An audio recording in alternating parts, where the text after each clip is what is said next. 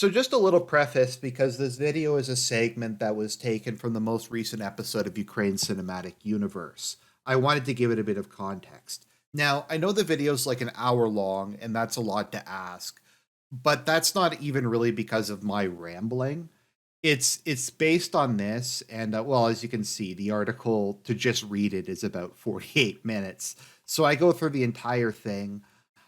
This is basically a complete history of the CIA's involvement in Ukraine, going back to Euromaidan in 2014, what the CIA did in between then and the special military operation. And I gotta say, it's a fascinating read. Um, I do periodically try to be fair and question the narrative from the other side and go, maybe Putin's just paranoid, maybe the Russians are just crazy, maybe this whole thing was always just a power grab. But this article, The Spy War: How the CIA Secretly Helps Ukraine Fight Putin, goes over this, like, basically they admit that the CIA created a deep state in Ukraine and that Ukraine was being used as like a critical part of a proxy war against Russia for the last 10 years, basically since Euromaidan. We get stuff like after the 2014 uprising, the new head of intelligence somehow has like the head of MI6 and the head of the CIA for Ukraine on speed dial, and like he gets them to come in and they build this elite like commando unit that carries out like terrorist attacks in Russia. And just they go through all this stuff, and like they talk about how the CIA had like a series of super advanced bunkers along the border. Basically what I'm saying is this article in the New York Times, not really known for being like a pro Putin, pro Russia source, basically just says, yeah, everything Putin said is 100% accurate. It's almost entirely accurate. There was a massive international conspiracy. There was a 24-hour op that was being run in Ukraine. And more or less that he was completely right in thinking that the US was turning it into a client regime whose purpose was to eventually fight Russia.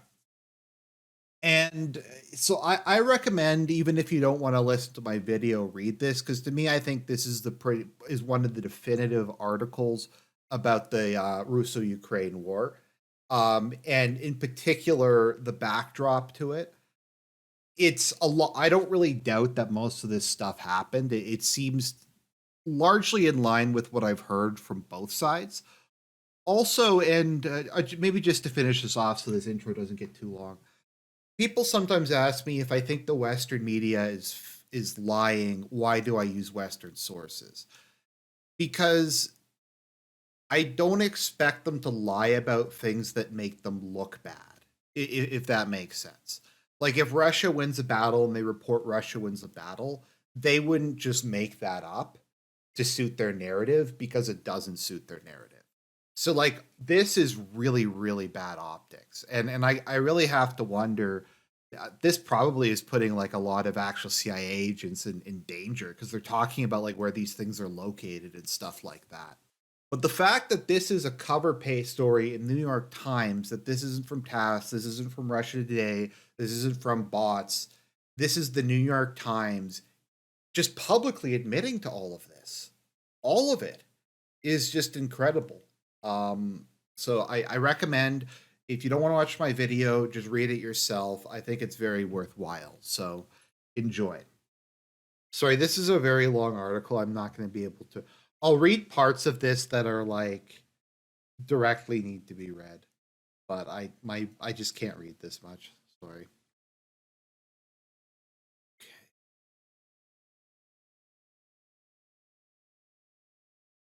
For more than a decade, the United States has nurtured a secret intelligence partnership with Ukraine that is now critical for both countries in countering Russia. By Adam Entis and Michael Schwartz. Adam. So I guess what they're saying is like Putin was right about everything. That that I think this is New York Times. Let me just double check which this is. So, like, remember how everyone said Putin was crazy, Putin's paranoid? Yeah, this is New York Times. Um, Putin's nuts. Like there's no conspiracy against Russia. There's no US, NATO plan to try to get Ukraine and turn it into like some sort of battering ram that can be used to destroy Russia. All of that stuff is fake. That stuff is fake news. Putin's just paranoid. And now they're just like, yeah, no, it definitely is. Nestled in a dense forest, the Ukrainian military base appears abandoned and destroyed, its command center a burned-out husk, a casualty of a Russian missile barrage early in the war, but that is above ground, not far away. A discreet passageway descends to a subterranean bunker where teams of Ukrainian soldiers track Russian spy satellites and eavesdrop on conversations between Russian commanders. On one screen, a red line followed the route of an explosive drone threading through Russian air defenses from a point in central Ukraine to a target in the Russian city of Rostov, the underground bunker. Why are they like revealing this? I always have to wonder for these, like, why would you come out and say this? What benefit is this? They're telling them. I mean, I'm sure it's under ground. But they're saying, I'm sure it's abandoned now. But they're saying, oh yeah, there's this secret spy base underneath a burnt out military base that's near the border. I mean, that could define a lot of places. But should you really be telling Russia this information? Like saying, "Oh, hey guys, we have these secret bunkers underneath these." Like, I don't know. I might just be stupid. I might not understand like modern military tactics. It just seems like you shouldn't be publishing stuff like this. Even if Russia does probably know this stuff, I don't get why you would make it easy unless this is disinformation. Bunker, built to replace the destroyed command center in the months after Russia's invasion, is a secret nerve center of Ukraine's military. There is also one more secret: the base is almost fully financed and partly equipped by the CIA, 110%. Gen. Serhiy Britsky, a top intelligence commander, said in an interview at the base, now entering the third year of a war that has claimed hundreds of thousands of lives, the intelligence partnership between Washington and Kyiv is a linchpin of Ukraine's ability to defend itself. The CIA and other American intelligence agencies provide intelligence for targeted missile strikes, track Russian troop movements and help support spy networks, but the part Let me know if you can hear this okay. Like if this is like it's coherent. Sorry, it's a very long article and I can't read it. So I just don't get why they would publish this. Because isn't this basically pro-Russian propaganda? Like, isn't this the narrative Russia's been pushing since the beginning, that Ukraine is a Western puppet state? That like the CIA overthrew Victor Yanukovych's government and brought like a pro-Western regime to power. Like, hasn't that been the narrative the whole time?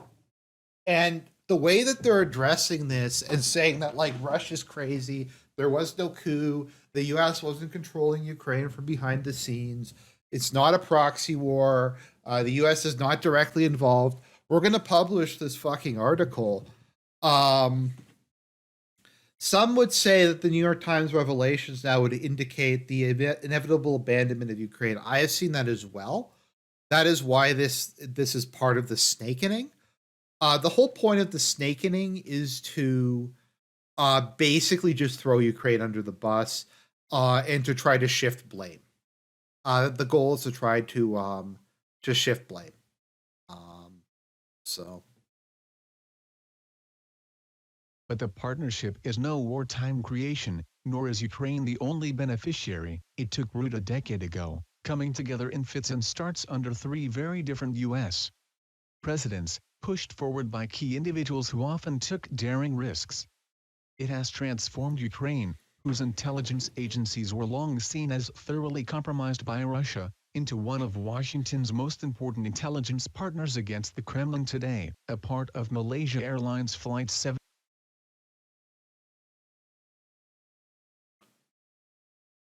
wait a minute, what's this? The Ukrainians also helped U.S. Officials pursue the Russian operatives who meddled in the 2016 U.S. presidential election between Donald J. Trump and Hillary Rodham Clinton. Damon Witch of the... So wait a minute. They're even just saying like, okay, so the fake Russiagate hoax, the fake Russiagate hoax, we're just admitting that yeah, the U.S. like got dudes in Ukraine to make shit up to back it. Like this is one of the most like noses exposed, mask off things I've seen in quite a while. Like I just want to ask you, like, is my reading of this wrong? Like they're admitting that the US was using Ukrainian intelligence to get information, fake information, to try to carry forward this whole narrative about Russiagate. Like, I don't. Isn't this just saying that the deep state exists? Like they're just admitting it here. They're really just saying the CIA is part of the deep state, and they tried to screw Trump over. Wasn't Trump impeached for calling Zelensky?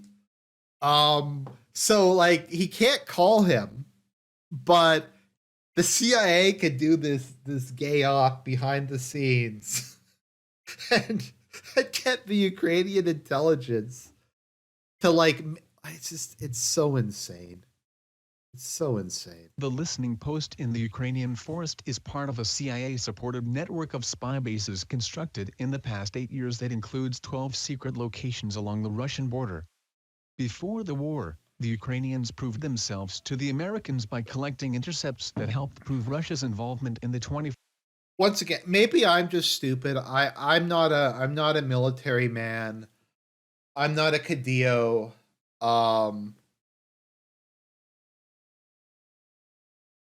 Just it doesn't seem like a good idea to me to say like to get why would you give the number? Like say, oh, there's 12 bases along the Russian border. Why would you give the number? Why would you say they're along the Russian border? I guess they've been evacuated now, but and the stuff has been scrubbed, but I mean someone might have left a computer somewhere, someone might have left a document somewhere.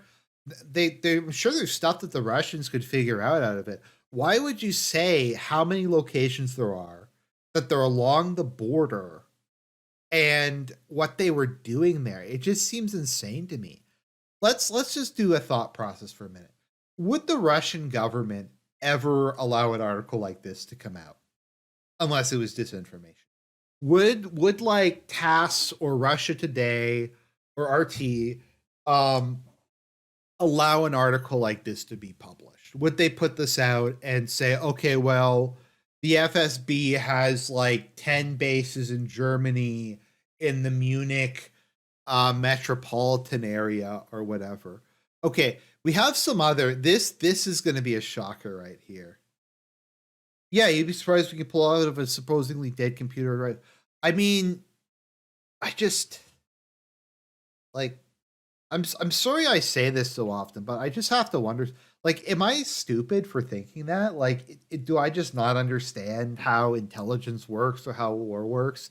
That it might be a bad idea to publicly, like, reveal where your secret bases were? Like, maybe 50 years later, if we're talking about, like, intelligence during the Cold War, during World War II or something, but not during an active fucking war zone. Before the war, the Ukrainians proved themselves to the Americans by collecting intercepts that helped prove Russia's involvement in the 2014 downing of a commercial jet liner, Malaysia Airlines Flight 17. The Ukrainians also helped the Americans go after the Russian operatives who meddled in the 2016 U.S. presidential election. Okay, that's sussy as fuck then.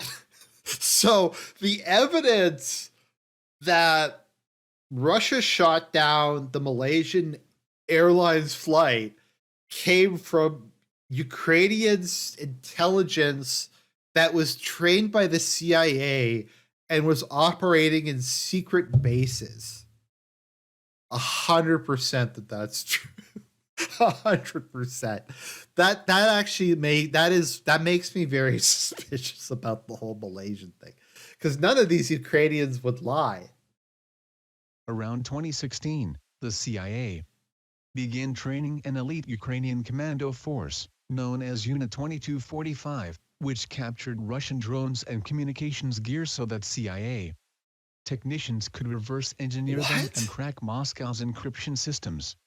One officer in the unit was Kirill Budanov, now the general leading Ukraine's military intelligence.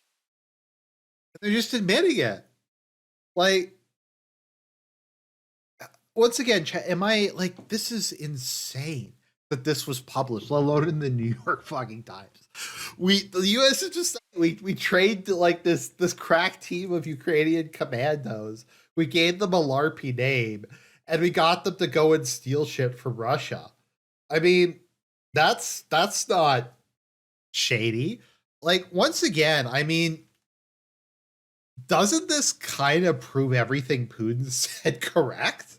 That they were pulling this shit from behind the scenes? I don't know.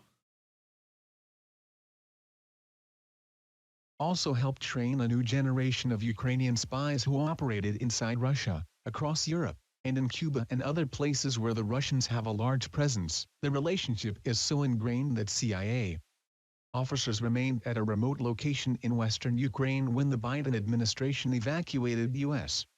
personnel in the weeks before Russia invaded in February 2022. During the invasion, the officers relayed critical intelligence, including where Russia was planning strikes and which weapons systems they would use. Without them, there would have been no way for us to resist the Russians. Can you imagine if during World War II, like Alan Turing had gone to, I don't know, what was a British paper at that time? The Times on London. The Times of London or someone he had gone to them and done an article and said, "Yeah, we cracked the Enigma code machine, guys. We cracked the Enigma code machine," and just announced that. So now they're like, "Yeah, no, we've been doing all this. We've been directly helping them out." Once again, and this is when we get into the whole like the actual military aid America has provided Ukraine with is kind of secondary. Like, if we were going to think about, I don't even know how you put it into dollars, but how much do you think that that's worth? Because I'm sure this was not part of the aid package.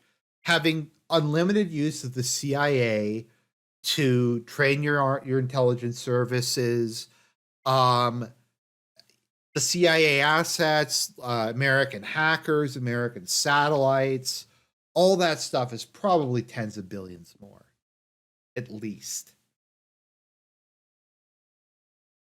The details of this intelligence partnership, many of which are being disclosed by the New York Times for the first time, have been a closely guarded secret for a decade. In more than 200 interviews, current and former officials in Ukraine, the United States and Europe described a partnership that nearly foundered from mutual distrust before it steadily expanded, turning Ukraine into an intelligence gathering hub that intercepted more Russian communications than the CIA station in Kyiv could initially handle. Many of the officials spoke on condition of anonymity to discuss intelligence and matters of sensitive diplomacy. Well, I mean, no shit. It's sensitive. Now these intelligence networks are more important than ever, as Russia is on the offensive and Ukraine is more dependent on sabotage and long-range missile strikes that require spies far behind enemy lines. And they are increasingly at risk if Republicans in Congress end military funding to Kyiv. The CIA may have to scale back to try to. I'm pretty sure that's Harvest Summer. Okay, we're gonna just take a slight field trip from this, because this reminds me of like another schizo thing that Zelensky said. Let's see where is it? Oh. So Zelensky has said this before. Zelensky said counteroffensive plans were leaked to Russia. Our counteroffensive plans were on the Kremlin's table before the counteroffensive began. You leaked them though. Like, do we have to bring this up again?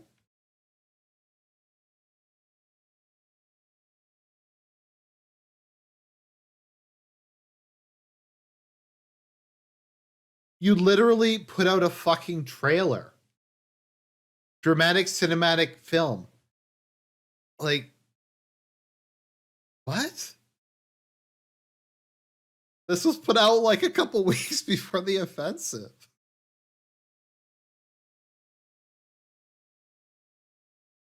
Huh?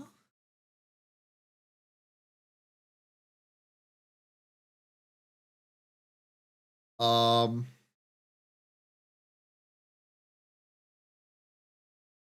Offensive now have trailers.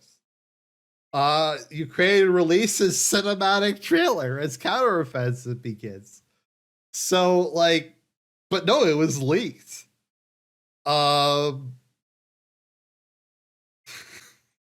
What?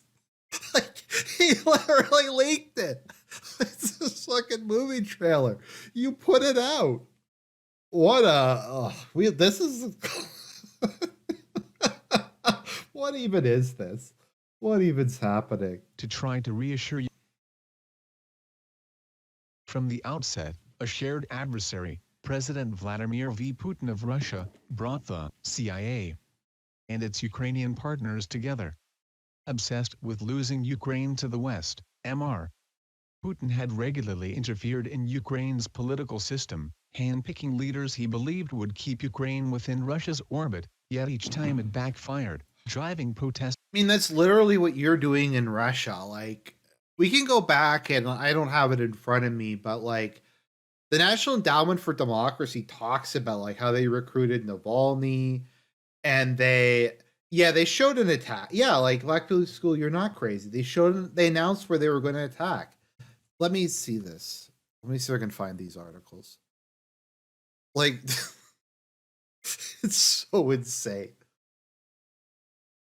Spring offensive targeting. Okay.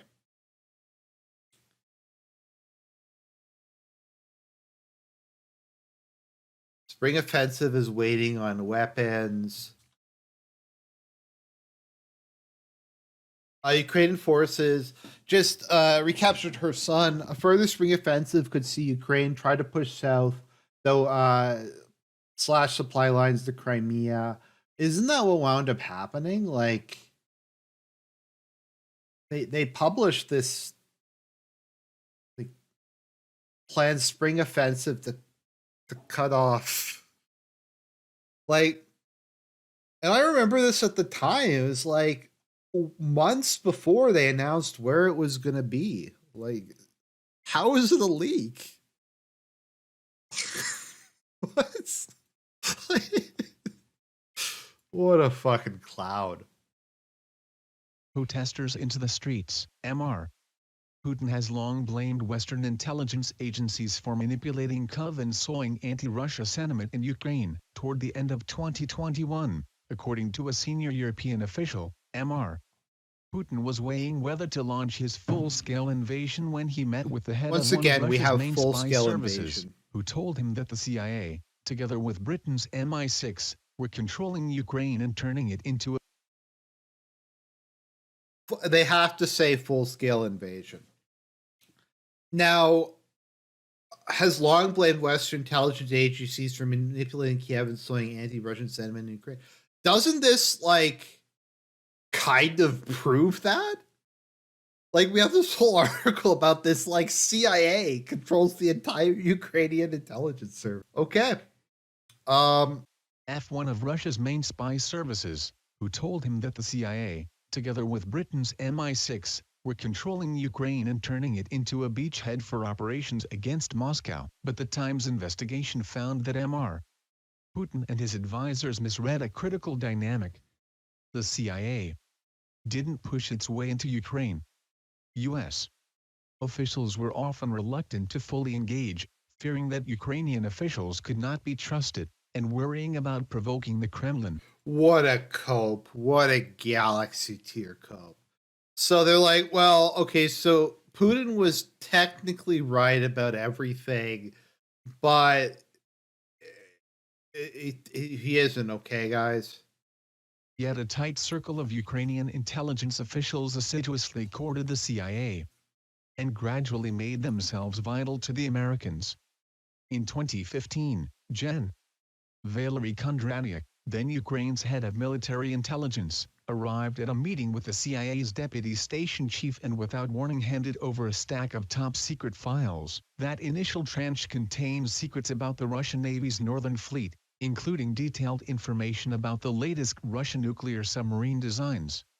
Before long, teams of CIA officers were regularly leaving his office with backpacks full of documents. We understood that we needed to create the conditions of trust, General Kondratyuk said. As the partnership deepened after 2016, the Ukrainians became impatient with what they considered Washington's undue caution, and began staging assassinations and other lethal operations, which violated the terms the White House thought the Ukrainians had agreed to. Infuriated, officials in Washington threatened to cut off support, but they never did. The relationships only got stronger and stronger because both sides saw value in it, and the U.S. So we were cool with the we were cool with all the assassinations, guys. The assassinations were great. U.S. Embassy in Kyiv, our station there, the operation out of Ukraine, became the best source of information, signals and everything else, on Russia, said a former senior American official. We couldn't get enough of it. Once again, doesn't this confirm that like we so we turned Ukraine into basically a giant spy base against Russia, but Putin is paranoid because um uh, like it just says he's paranoid here. It doesn't explain why. Um The CIA's partnership in Ukraine can be traced back to 2 phone calls on the night of Feb. 24, 2014, 8 years to the day before Russia's full-scale invasion. Stop saying full-scale invasion. Millions of Ukrainians had just overrun the country's pro-Kremlin government, and the president, Viktor Yanukovych, and his spy chiefs had fled to Russia. In the tumult, a fragile pro-Western government quickly took power. The government's new spy chief, Valentin Nalyvaichenko, arrived at the headquarters of the Domestic Intelligence Agency and found a pile of smoldering documents in the courtyard. Inside, many of the computers had been wiped or were infected with Russian malware. It was empty. No lights. No leadership.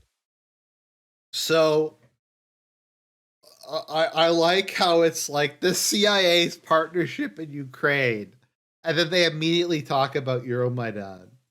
It's like, yeah, the pro-Kremlin government got overthrown. Um, I know they're not directly admitting to a coup, but this is very sus. This is very sussy. This is like looking at another dude's dick in the bathroom levels of sus. The government's new spy chief, Valentin Nalyvaichenko, arrived at the headquarters of the Domestic Intelligence Agency and found a pile of smoldering documents in the courtyard. Inside, many of the computers had been wiped or were infected with Russian malware. It was empty. No lights. No leadership. Nobody was there. Mr. Nalyvaichenko said in an interview. He went to an office and called the CIA station chief and the local head of MI6. It was near midnight, but he summoned them to the building, asked for help in rebuilding the agency from the ground up, and proposed a 3-way partnership. That's how it all started. So the day after the government was overthrown, the new spy chief just happened to have like all these information. Like he just called the CIA. I mean, that's how it works, isn't it? Like he just had the phone number, the CIA's phone number, MI6's phone number. These things are just in telephone books. He just happened to have these people's phone numbers, and it's really convenient that the guy who was made spy chief, like the day after the coup, had like the CIA and the MI6 guy on speed dial, and he had the authority. He knew them well enough that he could just call them and they just showed up. It's very interesting. Cool. The situation quickly became more dangerous. Mr. Putin seized Crimea. His agents fomented separatist rebellions that would become a war in the country's east.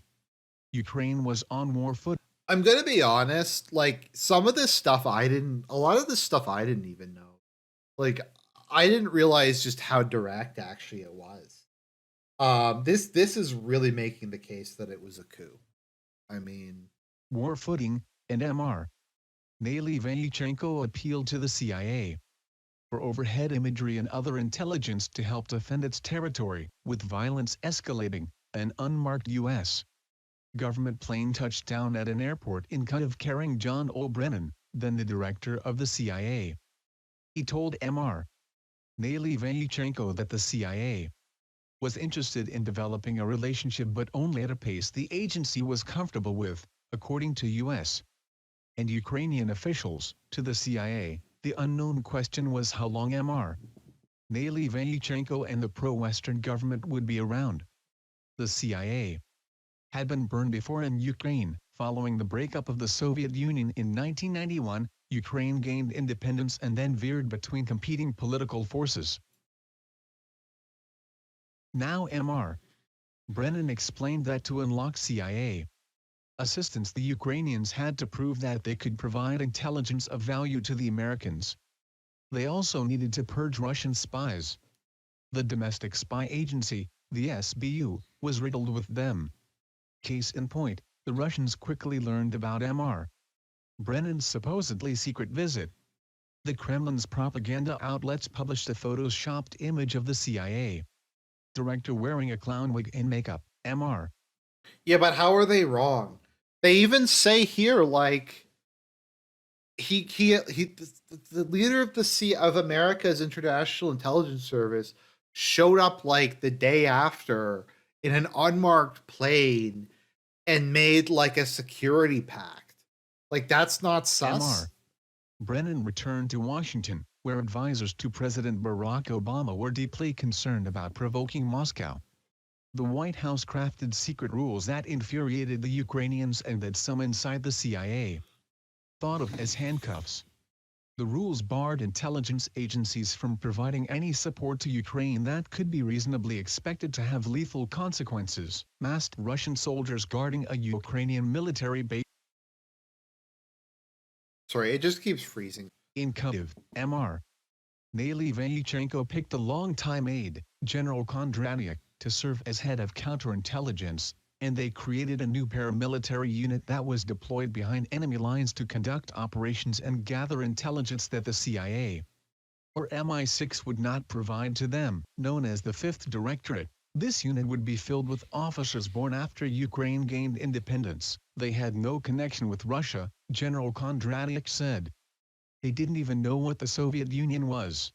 That doesn't speak well for the Ukrainian education system. That summer, Malaysia Airlines Flight 17, flying from Amsterdam to Kuala Lumpur, blew up in midair and crashed in eastern Ukraine, killing nearly 300 passengers and crew.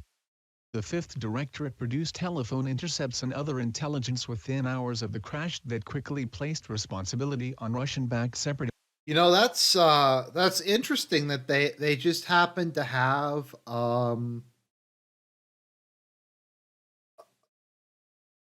what? So the plane got blown up. They just happened to have like all this stuff sitting around. Like, oh yeah, we have all these telephone intercepts. We have all this other evidence that Russian separatists did it. We just had it sitting around. We somehow just came across it like right after the plane blew up. What? Isn't this kind of like admitting that they did it? Or that's a heavy implication. I know produced technically doesn't mean that, but it sounds like they produced this and they made them up. Like, I had never even really thought about that. Like, once again, people in the chat, am I crazy? Like, does this not sound like, and this is the New York Times, this isn't me. Does this New York Times article not sound like The Malaysian Flight 17 was a gay op that the Ukrainians and Americans blew up to try to make Russia look The bad. CIA was impressed and made its first meaningful commitment by providing secure communications gear and specialized training to members of the 5th Directorate and 2 other elite units. The Ukrainians wanted fish and we, for policy reasons, couldn't deliver that fish, said a former U.S. official, referring to intelligence that could help them battle the Russians. But we were happy to teach them how to fish and deliver fly fishing equipment, a secret Santa. In the summer of 2015, Ukraine's president, Petro Poroshenko, shook up the domestic service and installed an ally to replace Mr. Nalyvaichenko, the CIA's trusted partner. But the change created an opportunity elsewhere. In the reshuffle, General Kondratyuk was appointed as the head of the country's military intelligence agency, known as the HER, where years earlier he had started his career. It would be an early example of how personal ties, more than policy shifts, would deepen the CIA's involvement in Ukraine. So they're saying, isn't this basically admitting that there's a Ukrainian deep state that is directly connected to the CIA? Unlike the domestic agency, the HER had the authority to collect intelligence outside the country, including in Russia.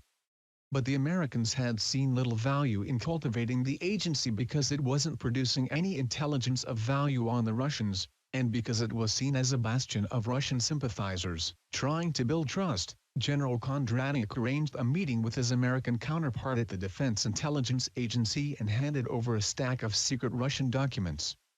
But senior DIA officials were suspicious and discouraged building closer ties. The general needed to find a more willing partner. Months earlier, while still with the domestic agency, General Kondratyuk So, like, visited is the this whole thing? I don't get why this was. So, is this published because they're snaking on Kiev?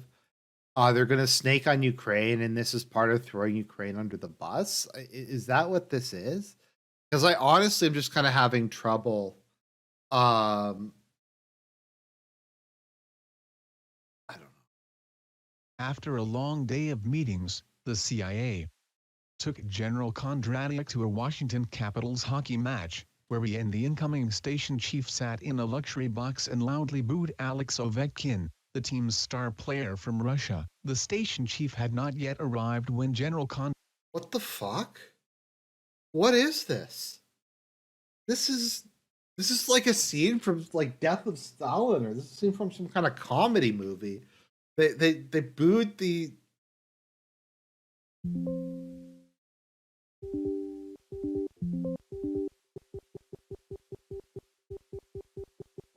Okay, 1 second. That crashed. I don't know why that crashed. Just give me a second to bring that up again.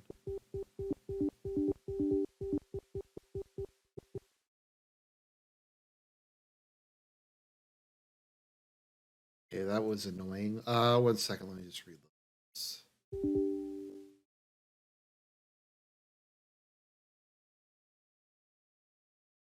Oops, no.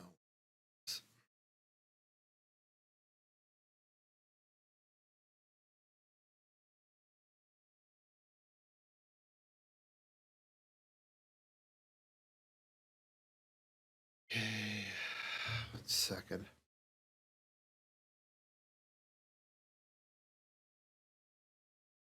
There we go. Okay,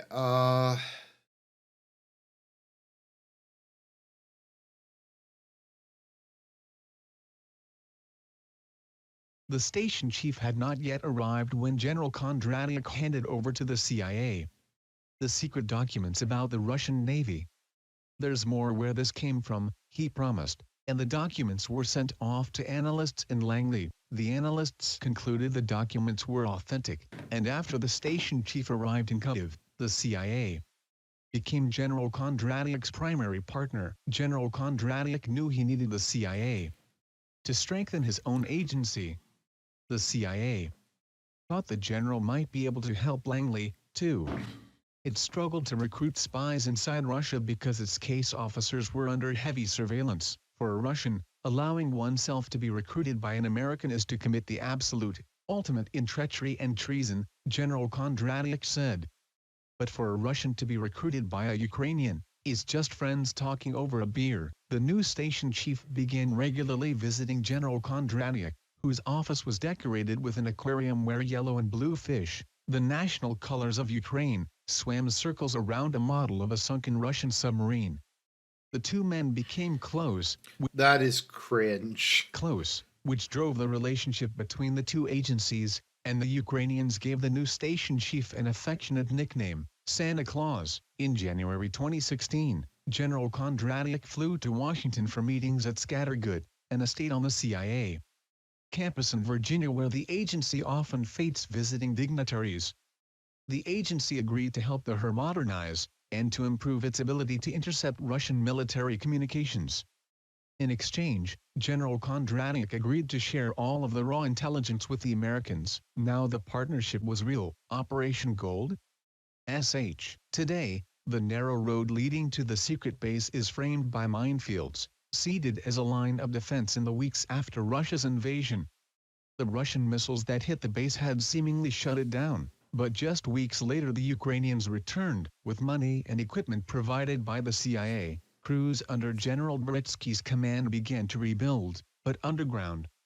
To avoid detection, they only worked at night and when Russian spy satellites were not overhead. Workers also parked their cars a distance away from the construction site. In the bunker, General Beretsky pointed to communications equipment and large computer servers, some of which were financed by the CIA.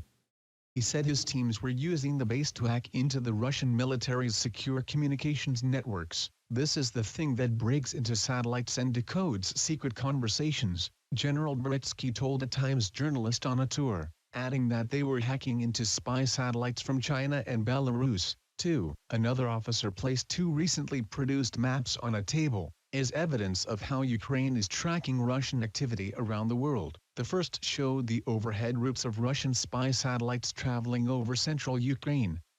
The second showed how Russian spy satellites are passing over strategic military installations, including a nuclear weapons facility, in the eastern and central United States, a military checkpoint, with a sign indicating landmines along the roadside, blocking the road to the Russian border in Ukraine's Kharkiv region, in December last year. David Guttenfelder for the New York Times. Ukrainian police officers setting up a mobile checkpoint in Ukraine's Kharkiv region near the Russian border in December.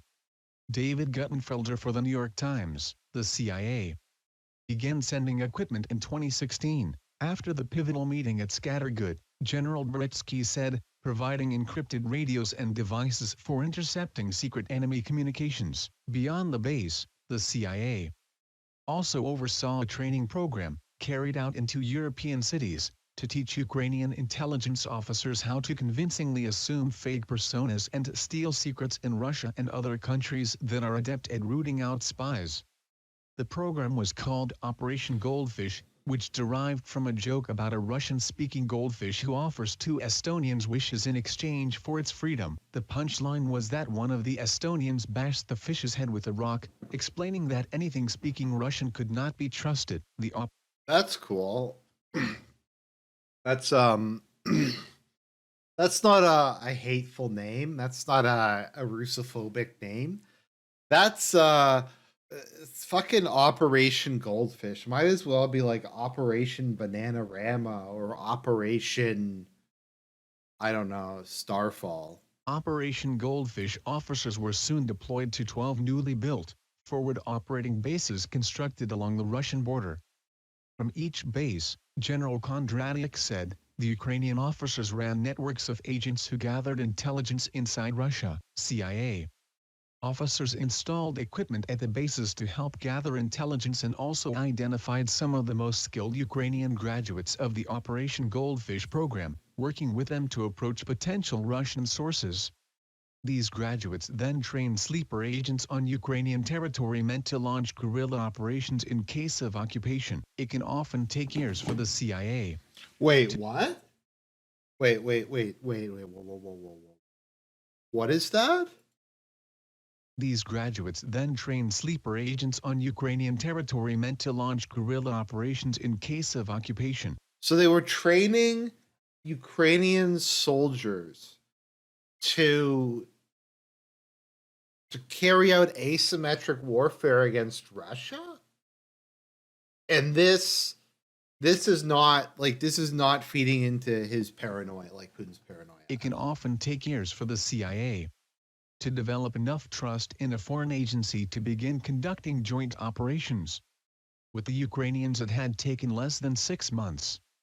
The new partnership started producing so much raw intelligence about Russia that it had to be shipped to Langley for processing. But the CIA did have red lines.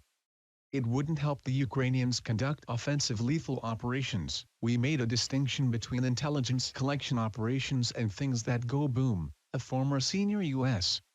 official said. This is our country. It was a distinction that grated on the Ukrainians. First, General Kondratyuk was annoyed when the Americans refused to provide satellite images from inside Russia. Soon after, he requested CIA assistance in planning a clandestine mission to send her commandos into Russia to plant explosive devices at train depots used by the Russian military. If the Russian military sought to take more Ukrainian territory, Ukrainians could detonate the explosives to slow the Russian advance. When the station chief briefed his superiors, they lost their minds, as one former official put it. M.R.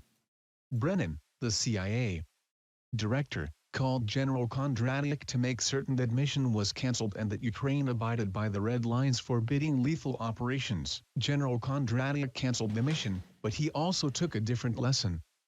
Going forward, we were to not have discussions about these things with your guys, he said. Late that summer, Ukrainian spies discovered that Russian forces were deploying attack helicopters at an airfield on the Russian-occupied Crimean Peninsula, possibly to stage a surprise attack. General Kondratyuk decided to send a team into Crimea to plant explosives at the airfield so they could be detonated if Russia moved to attack. This time, he didn't ask the CIA for permission. He turned to Unit 2245, the commando force that received specialized military training from the CIA's elite paramilitary group, known as the Ground Department. The intent of the training was to teach defensive techniques, but CIA officers understood that. So, this is like a fucking spy movie. We got Unit 2245. This sounds like something from Spec Ops: The Line. The ground department. That's totally not Delta Force. Understood that without their knowledge the Ukrainians could use the same techniques in offensive lethal operations. Petro Poroshenko, then the president of Ukraine, right, and Joseph R. Biden Jr., then the U.S. vice president, during a meeting in Kyiv in 2015. Full photo by Mikhail Pilenkek, General. At the time, the future head of Ukraine's military intelligence agency, General Budanov, was a rising star in Unit 2245. He was known for daring operations behind enemy lines and had deep ties to the CIA. The agency had trained him and also taken the extraordinary step of sending him for rehabilitation to Walter Reed National Military Medical Center in Maryland after he was shot in the right arm during fighting in the Donbas, disguised in Russian uniforms. Then Lt. Col. Budanov led commandos across a narrow gulf in inflatable speedboats, landing at night in Crimea. This is keep. I'm gonna try to fix this. Give me a second.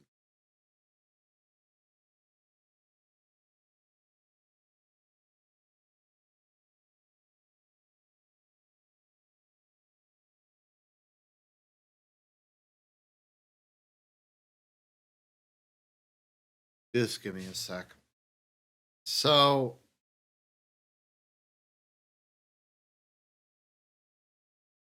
yeah, I think the Donbass thing, honestly, knowing Budanov and his reputation, he was probably killing civilians there. Let's be honest, Budanov is as shady as they come, and it would not surprise me if that's what he was doing there. Just shooting civilians. So, isn't fighting in enemy uniforms a war crime? Yes, it is. It is a war crime, but that doesn't matter. Because of Putler.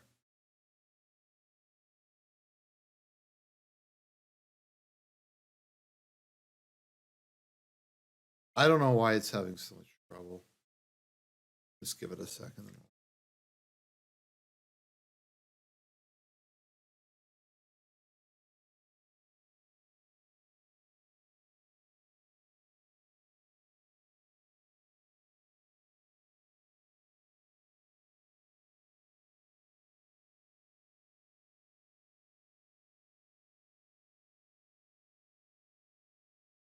Iranians fought back, killing several Russian fighters, including the son of a general, before retreating to the shoreline, plunging into the sea and swimming for hours to Ukrainian-controlled territory. It was a disaster. In a public address, President Putin accused the Ukrainians of plotting a terrorist attack and promised to avenge the deaths of the Russian fighters. There is no doubt that we will not. I mean, weren't they? But they were plotting a terrorist attack. They were disguised. What? Will not let these things pass, he said. In Washington, the Obama White House was livid. Joseph R. Biden Jr., then the vice president and a champion of assistance to Ukraine, called Ukraine's president to angrily complain. It causes a gigantic problem, Mr. Biden said in the call, a recording of which was leaked and published online. All I'm telling you as a friend is that my making arguments here is a hell of a lot harder now. Some of Mr. Obama's advisors wanted to shut the CIA program down, but Mr. Brennan persuaded them that doing so would be self-defeating, given the relationship was starting to produce intelligence on the Russians as the CIA was investigating Russian election meddling. Mr. Brennan got on the phone with General Kondratyuk to again emphasize the red line. So they were doing shady shit. They were doing war crime shit. But they were getting us information about our political opponents. So isn't this like openly admitting that there was a conspiracy against Trump? Like they're just saying it. They're saying, yeah, we worked with shady Ukrainians to get this info on Trump. Lines. The general was upset. This is our country, he responded, according to a colleague. It's our war, and we've got to fight. The blowback from Washington cost General Kondratyuk his job. But Ukraine didn't back down. The pro-Russian rebel commander Arseny Pavlov, known as Motorola, saluting while taking part in a military parade in Donetsk. One day after General Kondratyuk was removed, a mysterious explosion in the Russian-occupied city of Donetsk, in eastern Ukraine, ripped through an elevator carrying a senior Russian separatist commander named Arseny Pavlov, known by his nom de guerre, Motorola. The CIA soon learned that the assassins were members of the 5th Directorate, the spy group that received CIA training. Ukraine's domestic intelligence agency had even handed out commemorative patches to those involved, each one stitched with the word lift, the British term for an elevator. Again, some of Mr. Obama's advisors were fearing. What? They blew up an elevator in Donetsk City. They had like patches that said elevator on them? What?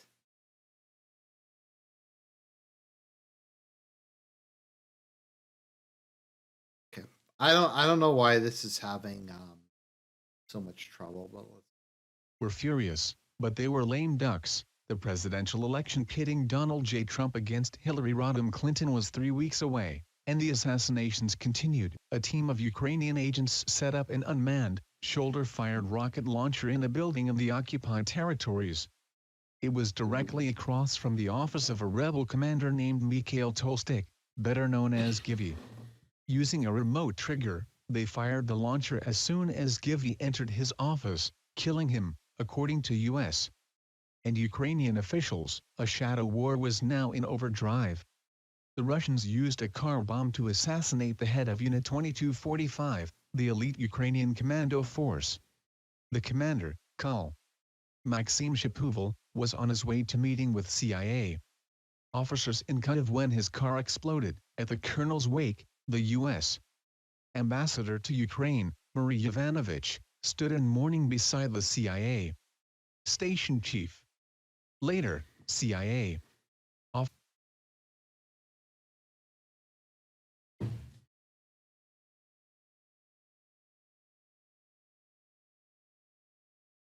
Mr. Trump praised Mr. Putin and dismissed Russia's role in election interference. He was suspicious of Ukraine and later tried to pressure its president, Volodymyr Zelensky, to investigate his Democratic rival, Mr. Biden, resulting in Mr. Trump's first impeachment. But whatever Mr.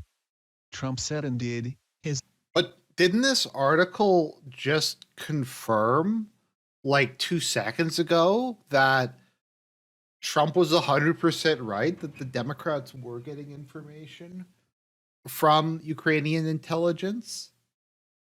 Um, I mean, isn't that like that was just confirmed? So basically it's saying no, Trump was 100% on track when he said that when he was like, "Hey, is Ukrainian intelligence working with Biden to try to like smear me with this fake Russian thing?"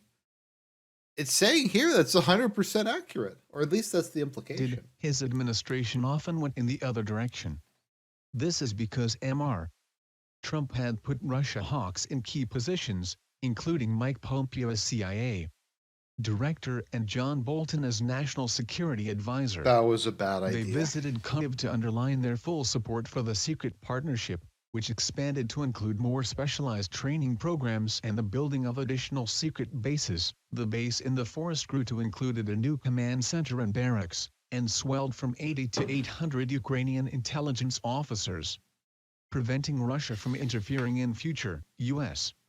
elections was a top CIA priority during this period, and Ukrainian and American Okay, that line is fucking amazing. US elections were a top CIA priority during this period. That's an interesting it's an interesting statement. So the CIA is really interested in American elections. That's American intelligence officers joined forces to probe the computer systems of Russia's intelligence agencies to identify operatives trying to manipulate voters. Vladimir V. Putin, the yeah, yeah, that's what it was. in one joint operation, her team duped an officer from Russia's military intelligence service into providing information that allowed the CIA to connect Russia's government to the so-called Fancy Bear hacking group, which had been linked to election interference efforts in a number of countries. General Budanov, whom Mr. Zelensky tapped to lead the HER in 2020, said of the partnership, "It only strengthened. It grew systematically." The cooperation expanded to additional spheres and became more large-scale. The relationship was so successful that the CIA wanted to replicate it with other European intelligence services that shared a focus in countering Russia. The head of Russia House, the CIA. Okay, so there was there was a giant European-wide conspiracy against Putin, like pretty much, and they're admitting here that they were turning Ukraine into a Trojan horse to fight Russia. Second. For some reason, it keeps auto backing up the text file, which is I don't know why it's doing that, but we're almost done.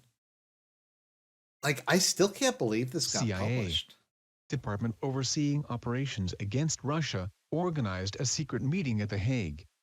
There, representatives from the CIA, Britain's MI6, the HER, the Dutch service, a critical intelligence ally, and other agencies agreed to start pooling together more of their intelligence on Russia. The result was a secret coalition against Russia, and the Ukrainians were vital members of it.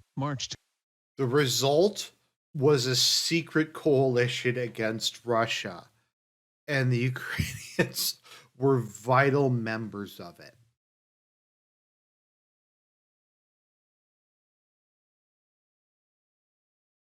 There was a secret coalition against Russia. I mean, yeah. So basically, Putin was in paranoid In March uproar. 2021, the Russian military started massing troops along the border with Ukraine. As the months passed, and more troops encircled the country, the question was whether Mr. Putin was making a feint or preparing for war. That November, and in the weeks that followed, the CIA and MI6 delivered a unified message to their Ukrainian partners. Russia was preparing for a full-scale invasion to decapitate the government and install a puppet in Kyiv who would do the Kremlin's bidding. US and British intelligence agencies had intercepts that Ukrainian intelligence agencies did not have access to, according to US officials. The new intelligence listed the names of Ukrainian officials whom the Russians were planning to kill or capture, as well as the Ukrainians the Kremlin hoped to install in power. Russian self-propelled howitzers being loaded to the train car at the station outside Taganrog. President Zelensky and some of his top advisors appeared unconvinced, even after Mr. Burns, the CIA director, rushed to Kyiv in January 2022 to brief them. As the Russian invasion neared, CIA and MI6 officers made final visits in Kyiv with their Ukrainian peers. One of the MI6 officers teared up in front of the Ukrainians, out of concern that the Russians would kill them. At Mr. Burns' urging, a small group of CIA officers were exempted from the broader U.S. evacuation and were relocated to a hotel complex in western Ukraine. They didn't want to desert their partners. No endgame. After Something from like a fucking spy movie. It's like it's like that scene from the Horatio Hornblower movie where it's like the French general says to the British general, "This isn't your country. You don't have to die here." And he said, "I'm not dead yet." And then they like go in and shoot a bunch of other French guys. After Mr. Putin launched the invasion on Feb. Scale 24, invasion. 2022, the CIA officers at the hotel were the only U.S. government presence on the ground. Every day at the hotel, they met with their Ukrainian contacts to pass information. The old handcuffs were off, and the Biden White House authorized spy agencies to provide intelligence support for lethal operations against Russian forces on Ukrainian soil. Often, the CIA briefings contain shockingly specific details. On March 3, 2022, the 8th day of the war, the CIA team gave a precise overview of Russian plans for the coming 2 weeks. The Russians would open a humanitarian corridor out of the besieged city of Mariupol that same day, and then open fire on the Ukrainians who used it. The Russians planned to encircle the strategic port city of Odysee, according to the CIA, but a storm delayed the assault and the Russians never took the city. Then, on March 10, the Russians intended to bombard 6 Ukrainian cities, and had already entered coordinates into cruise missiles for those. Doesn't them saying like these specific things they foiled give the Russians some idea as to where the leak came from? Or like if there's deep cover agents or infiltrators, don't they have some idea of who had access to these plans and they can like work back and try to figure it out?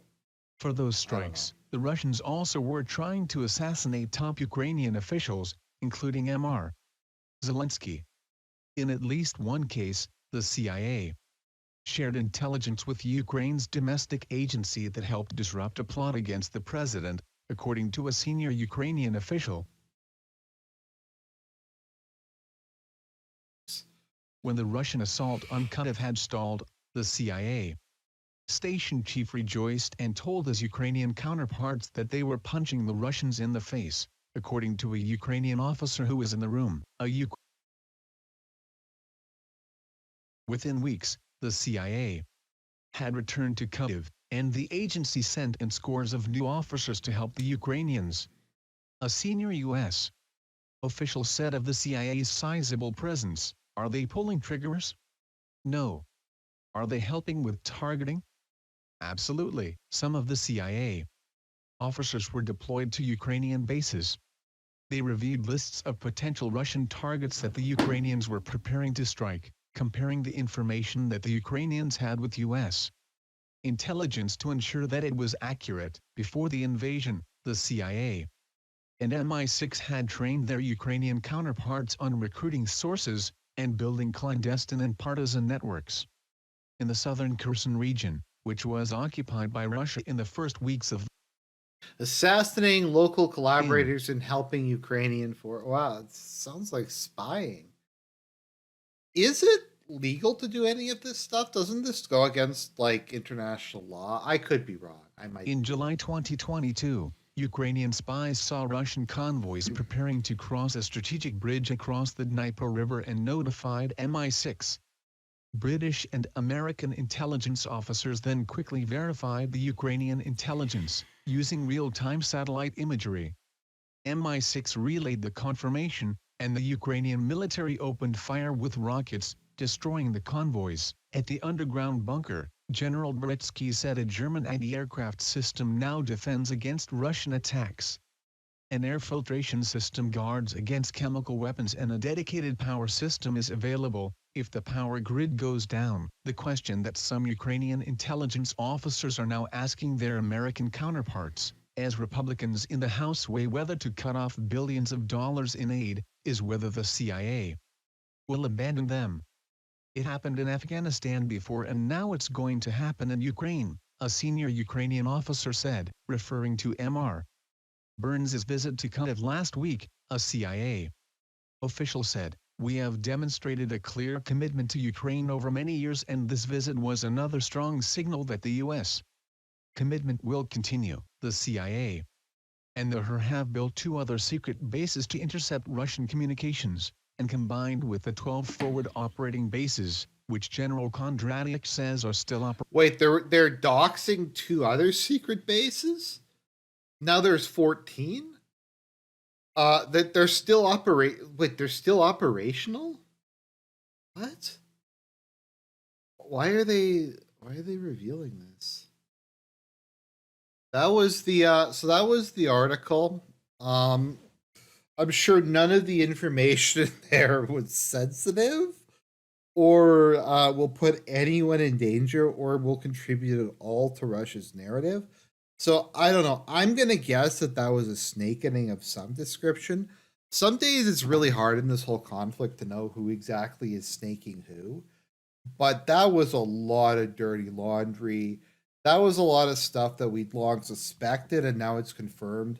I don't really know how we can say that, like, unless the narrative is going to be that the New York Times is like pro-Russian propaganda, which I'm sure is what's going to come out. I'm sure that's going to be the next narrative, but I don't know, man. That's just crazy to me. All this stuff that's come out and how, like, basically Putin was right about everything is more or less what they're saying. So yeah, that's today's program. That is today's program. So, God bless everybody. I hope you have a good weekend. I'm going to go see Dune tomorrow, so look forward to a review of that. Maybe a stream as well.